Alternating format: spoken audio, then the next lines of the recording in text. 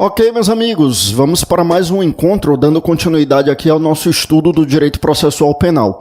Hoje nós vamos dar continuidade ao estudo da ação penal, do tema ação penal. No nosso último encontro a gente via aqui a ação penal, aí nós começamos trazendo um conceito de ação penal, depois nós evoluímos para que a gente pudesse ver aqui as modalidades de ação penal, né? As modalidades então de ação penal pública e ação penal de iniciativa privada. Aí falamos da titularidade de cada uma dessas modalidades de ação penal, falamos da petição inicial de cada uma dessas modalidades de ação penal, a denúncia como petição inicial da ação penal de iniciativa pública e a queixa-crime como a petição inicial da ação penal de iniciativa privada. E nós trouxemos ainda os requisitos de cada uma delas, os requisitos da denúncia e os requisitos da queixa. Na verdade, são os mesmos requisitos, né? Requisitos da denúncia e da queixa, requisitos que se encontram estampados lá no artigo 41 do nosso Código de Processo Penal.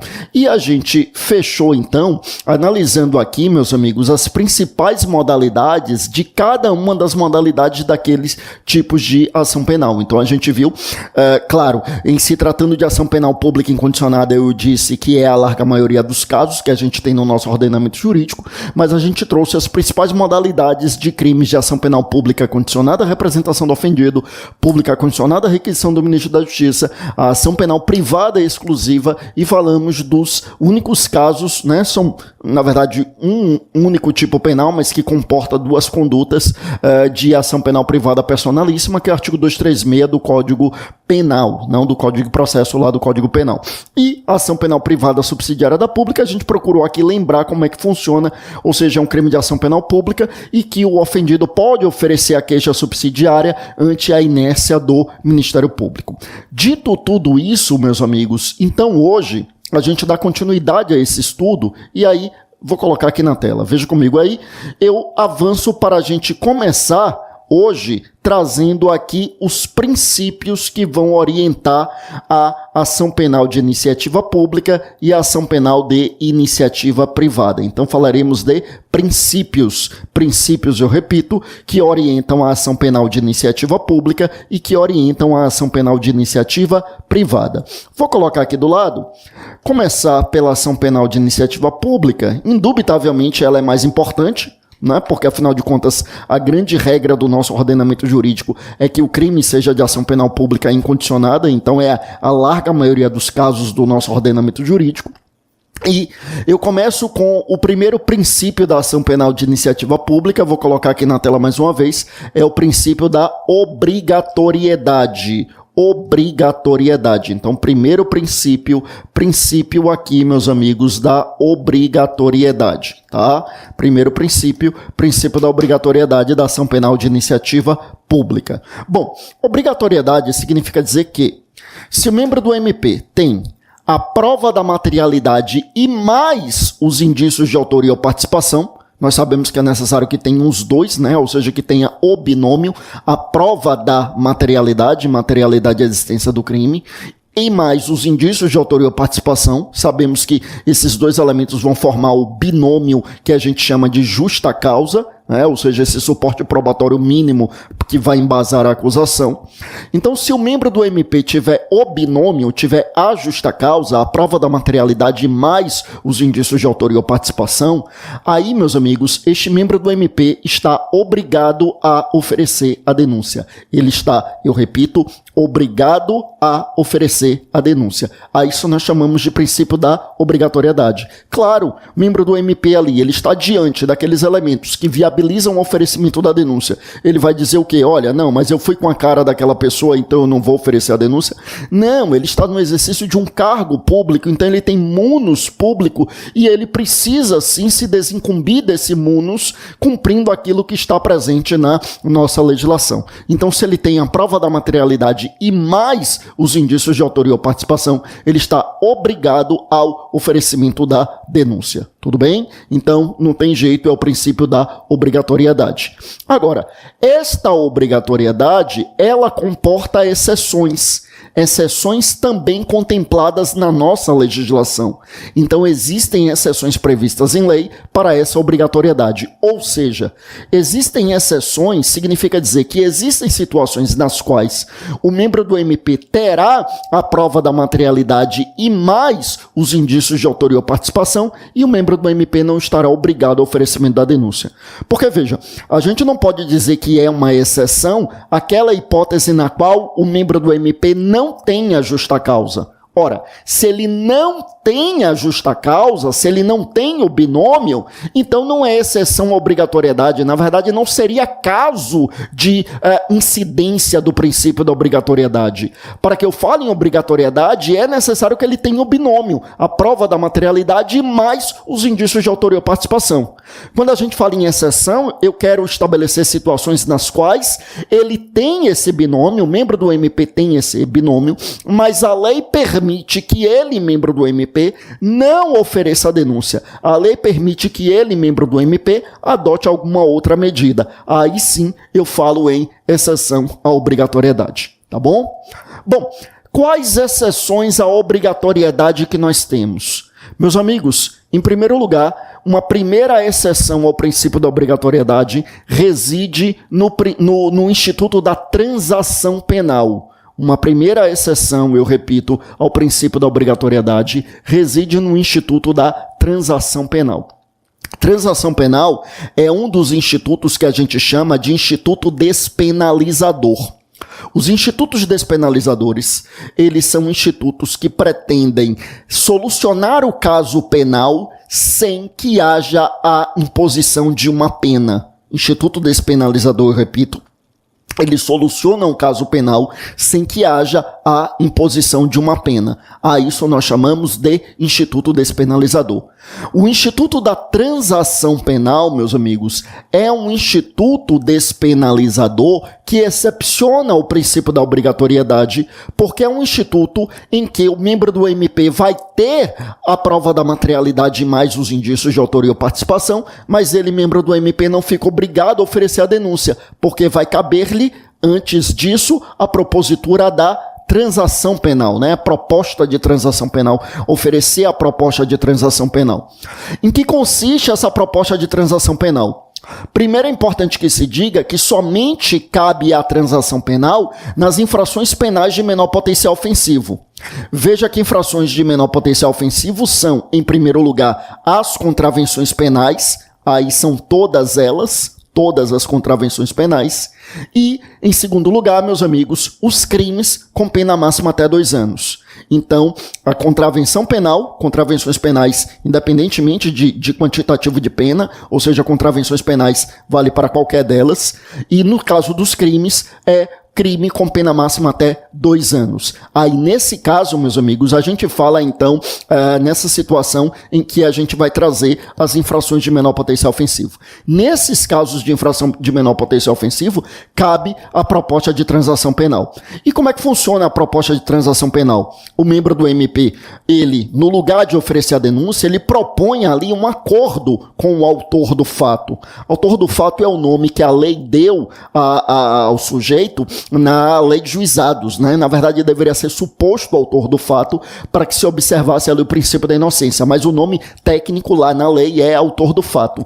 Então, o MP, eu repito, se é infração de menor potencial ofensivo e se trata de um crime de ação penal pública, embora o STJ tenha admitido também a transação penal para crime de ação penal privada, mas pela lei, o artigo 76 da Lei de Juizados, que é a Lei 9.099 de 1995, somente caberia para crime de ação penal pública, o MP, então, ele iria propor uma transação penal, ou seja, ele iria propor um acordo com o autor do fato. Por intermédio desse acordo, diz o artigo 76 da Lei de Juizado, o MP propõe a aplicação imediata de uma pena restritiva de direitos ou uma pena de multa. O MP propõe, eu repito, a aplicação imediata de uma pena restritiva de direitos ou uma pena de multa. E se o autor do fato aceitar e cumprir, haverá extinção da punibilidade sem que sequer tenha havido um processo penal.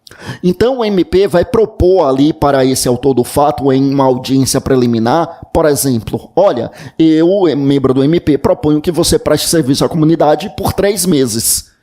Se ele topar e o juiz homologar, o juiz vai precisar analisar se estão presentes os requisitos previstos em lei e a voluntariedade do autor do fato. Se tudo isso estiver presente, o juiz então homologa, eu repito, ele homologa, e aí o sujeito cumpre. O sujeito cumpre e extingue a punibilidade dele sem que sequer tenha havido um processo. Só uma observação importante. Embora o artigo 76 da Lei de Juizado realmente utilize a expressão propor a aplicação imediata de uma pena restritiva de direitos ou pena de multa, tecnicamente falando, não seria uma pena. Por que tecnicamente falando não seria uma pena? Porque não teve processo, devido processo legal, o sujeito aceitar a proposta de transação penal não significa assunção de culpa, se ele cometer outro crime ele não é considerado reincidente ou portador de antecedentes criminais. Então, tecnicamente ali a gente não teve condenação, não teve pena, então tecnicamente não é pena, por isso inclusive é chamado de instituto despenalizador. Mas o artigo 76 ele realmente utiliza essa expressão, propor a aplicação imediata de uma pena restritiva de direitos ou pena de multa. Então, vamos entender aqui, voltando comigo aqui para a tela. Por que na transação eu tenho uma exceção, então, à obrigatoriedade? É como eu dizia, pela obrigatoriedade, o que é que a gente teria? Membro do MP tem prova da materialidade, indícios de autoria ou participação, e ele fica obrigado a oferecer a denúncia. Mas por que a transação é uma exceção? Porque o membro do MP vai ter a prova da materialidade e vai ter os indícios de autoria, mas ele não estará obrigado a oferecer a denúncia, porque no lugar disso ele irá propor uma transação penal, ele irá propor um acordo ali ao autor do fato que constitua uma infração de menor potencial ofensivo, tá bom? E aí, eu repito, se o autor do fato aceitar e cumprir, extingue-se a punibilidade dele sem que sequer tenha havido um processo. Nem houve processo. Realmente é uma exceção à obrigatoriedade. Você soluciona o caso penal sem que sequer tenha havido um processo criminal. Tudo bem? Então, uma primeira exceção a essa obrigatoriedade, eu repito, é a transação penal. Alguns autores, inclusive, utilizam a expressão discricionariedade regrada nesse caso, né? Ou seja, nesse caso não seria obrigatoriedade, porque o MP não teria a obrigação de oferecer a denúncia. Seria uma hipótese de discricionariedade regrada. O que, ao fim e ao cabo, é até uma exceção, porque toda discricionariedade deve ser regrada. Uma discricionariedade desregrada não seria discricionariedade no fim das contas. Seria, na verdade, no fim das contas, uma arbitrariedade. Então, toda discricionariedade, ela é regrada, né? Discricionariedade é uma margem de liberdade do agente público, mas limitada pela lei. A atividade do agente público não está totalmente vinculada, não é um ato vinculado, não está totalmente vinculada à lei, mas nós temos os limites que são estabelecidos na lei. Então, toda discricionariedade é regrada. Então, é importante que a gente entenda que, pelo menos nesta primeira exceção à obrigatoriedade, nós temos a utilização da expressão discricionariedade regrada, tá? Então, essa ideia aqui, meus amigos, em primeiro lugar, da obrigatoriedade. Uma segunda exceção a essa obrigatoriedade. Vimos que a primeira exceção é o Instituto da Transação Penal, previsto lá no artigo 76 da Lei de Juizados, que é a Lei 9.099 de 1995, e que só se aplica para as infrações de menor potencial ofensivo. Segunda exceção à obrigatoriedade é o acordo de colaboração premiada. Acordo de colaboração premiada. No acordo de colaboração premiada, né, primeiro vamos entender aqui, vamos compreender que a colaboração premiada é gênero que tem como espécie a delação premiada.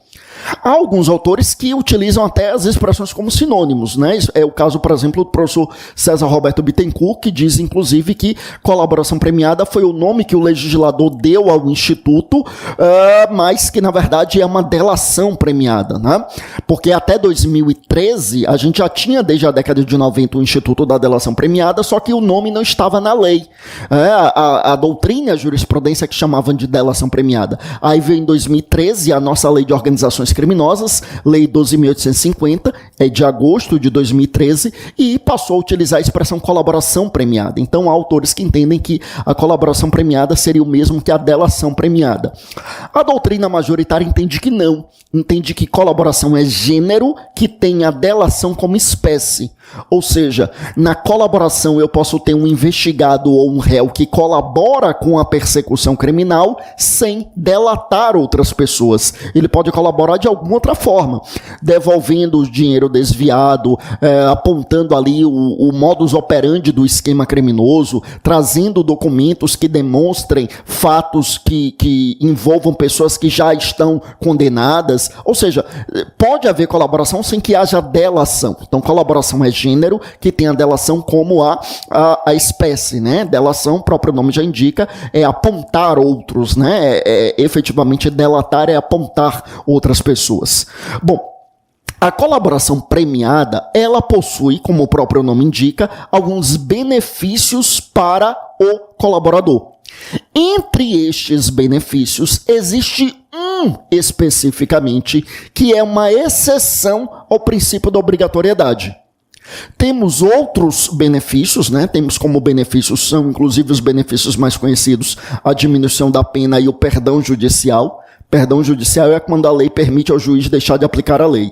Esses são os dois benefícios mais conhecidos, diminuição da pena e perdão judicial. Mas temos outros. Temos, inclusive, benefício até para quem já está condenado, com condenação transitada em julgado, lá na fase de execução penal. Tem, por exemplo, um benefício para esse colaborador, em que ele pode obter benefícios de progressão de regime sem preenchimento dos demais requisitos previstos em lei. Quer dizer, é um prêmio também para ele, né? É um benefício também para esse colaborador já condenado definitivamente. Mas, no que nos interessa aqui, meus amigos, que é esta exceção ao princípio da obrigatoriedade, nós temos particularmente aqui um benefício, que é justamente uma exceção à obrigatoriedade. Por quê? Porque é uma hipótese na qual permite-se, na colaboração premiada, que o MP deixe de oferecer a denúncia. Foi o caso, você vai lembrar aqui comigo, já ocorreu há alguns anos, foi o caso na época da colaboração premiada celebrada entre o Ministério Público Federal e o Joesley Batista. Na verdade, não foi só o Joesley Batista, foram alguns executivos do grupo JIF, que é o grupo controlador da JBS e de outras empresas, mas quem realmente se notabilizou na imprensa foi o Joesley Batista, foi o depoimento que mais gerou repercussão. Então, naquele acordo de colaboração premiada, né, entre o Ministério Público Federal e os executivos do grupo JIF, o Ministério Público Federal ele se comprometeu a não denunciar, a não oferecer a denúncia. Né? Inclusive, houve críticas por parte da imprensa que chamaram o acordo de delação premiada. Delação é uma expressão muito mais utilizada na imprensa do que colaboração. E lembrando, delação não está errado, né? É apenas uma relação de gênero e espécie, e ali realmente havia uma delação, porque ele realmente delatou inúmeras pessoas, né? Então não está errado falar que foi uma delação premiada, mas eu dizia que houve alguns setores da imprensa que de forma crítica diziam, não foi uma delação premiada, foi uma delação premiadíssima, porque ele sai totalmente impune, etc.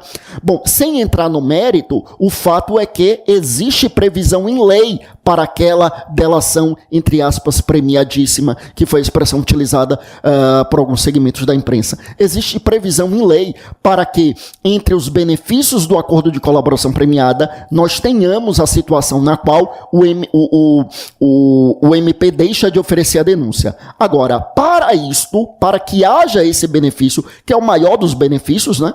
Porque os outros benefícios, né? Se comparar, diminuir a pena, o sujeito chega a ser condenado. Perdão judicial, tudo bem, perdão judicial ele não é condenado, mas provavelmente ele vai responder a um processo criminal. Agora, quando você pensa no benefício em que o MP nem sequer vai processar criminalmente, realmente é o maior dos benefícios. E por isso, ele tem requisitos mais rigorosos.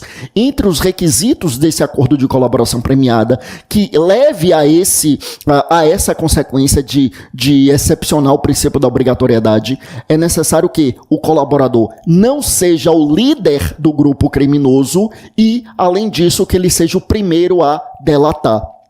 E aí é que houve algumas críticas técnicas ao acordo lá celebrado com o empresário Joesley Batista, né? Porque assim, o Procurador-Geral da República, à época o Dr. Rodrigo Janot, ele entendeu que o Joesley Batista e os executivos, eles não eram os líderes do grupo, que as lideranças do grupo eram os agentes políticos, né? Mas houve quem dissesse que não, houve quem dissesse que eles eram os líderes do grupo criminoso e que cooptavam os agentes políticos. Então houve essa discussão. Fato é que na prática foi celebrado esse acordo, o MP se comprometeu a não processá-los criminalmente, mas depois saiu uma gravação entre o Joesley Batista e mais algum executivo do grupo JF, e que eles falariam de algumas coisas que não estavam no acordo de colaboração, e com isso eles teriam descumprido os termos do acordo, porque nos termos do acordo está que ele não poderia ocultar fatos, e com essa gravação o PGR entendeu que ele havia ocultado fatos, então entendeu que teria havido a rescisão do acordo, e aí o Procurador-Geral da República acabou inclusive pedindo a prisão, etc e tal. Mas o fato, meus amigos, é que então a gente tem aqui a segunda exceção ao princípio da obrigatoriedade. Primeiro, eu já tinha dito transação penal. Segundo, o acordo de colaboração premiada. Transação penal a gente viu só se for infração de menor potencial ofensivo, e acordo de colaboração premiada, além de termos os requisitos da lei de organização criminosa, além disso temos mais alguns requisitos particulares, também previstos na mesma lei, mas especificamente para essa consequência, que é o colaborador não ser o líder do grupo criminoso, da organização criminosa, e também não ser também ser o primeiro a colaborar com as investigações, tá bom? Terceira exceção, volte comigo aqui para a tela, terceira exceção à obrigatoriedade, já falamos da primeira, que é a transação, já falamos da segunda, que é a colaboração premiada. Terceira exceção, meus amigos, é o ANPP, Acordo de Não Persecução Penal, previsto no artigo 28A do nosso Código de Processo Penal. O ANPP, ele, na verdade, já estava previsto no nosso ordenamento jurídico desde 2017, mas por uma resolução do CNMP, o Conselho Nacional do Ministério Público. E aí essa resolução de 2017, inclusive, foi alterada em 2018, mas na lei só passou a existir o ANPP em 2020. Ele foi acrescido pela Lei Anticrime. A Lei Anticrime é de dezembro de 2019 e ela entra em vigor 23 de janeiro de 2020, e aí inseriu o artigo 28A no nosso CPP, é o nosso ANPP, um Acordo de Não Persecução Penal. Esse ANPP, ele deve ser realizado ali no momento da investigação, e no momento da investigação ali, meus amigos, o MP, ele então propõe um acordo com o investigado devidamente assistido pelo seu advogado, e esse acordo ele é válido para os crimes com pena mínima inferior a 4 anos, veja, pena mínima inferior a 4 anos, desde que seja um crime sem violência ou grave ameaça. Então, perceba, a transação penal é para as infrações de menor potencial ofensivo, ou seja, todas as contravenções penais e os crimes sem violência ou grave e os crimes, com pena máxima até 2 anos. Só que a transação penal ela é válida também para os crimes que sejam infração de menor potencial ofensivo e que tenham violência ou ameaça. Então, por exemplo, o próprio crime de ameaça do artigo 147, o crime de lesão corporal do artigo 129. Então, são crimes, né, desde que não seja ali a lesão corporal, desde que não seja na sua modalidade qualificada, porque aí a pena ficaria acima dos 2 anos, mas são situações nas quais eu tenho infração de menor potencial ofensivo, mas tenho um crime com violência ou grave ameaça. Cabe a transação penal, mas não caberia o ANPP. Por outro lado, pensa num crime como, sei lá, o crime de furto, que tem a reclusão de 1 a 4 anos, quando é furto simples, ou até reclusão de 2 a 8, quando é furto qualificado. Nos 2 casos, não caberia transação penal, porque não são hipóteses de infração de menor potencial ofensivo, mas, por outro lado, caberia aqui, meus amigos, olha só, justamente o ANPP. Por quê? Porque eu tenho um crime com pena mínima inferior a 4 anos e sem violência ou grave ameaça. Tá bom? É isso. Então, essas as situações que nós temos aqui. Então, nós temos aí essas 3 exceções ao princípio da obrigatoriedade. Então, volte comigo. Obrigatoriedade significa que o membro do MP vai ter prova da materialidade e indícios de autoria ou participação e ele é obrigado a oferecer a denúncia. Agora, nós temos aqui 3 exceções previstas em lei para a obrigatoriedade.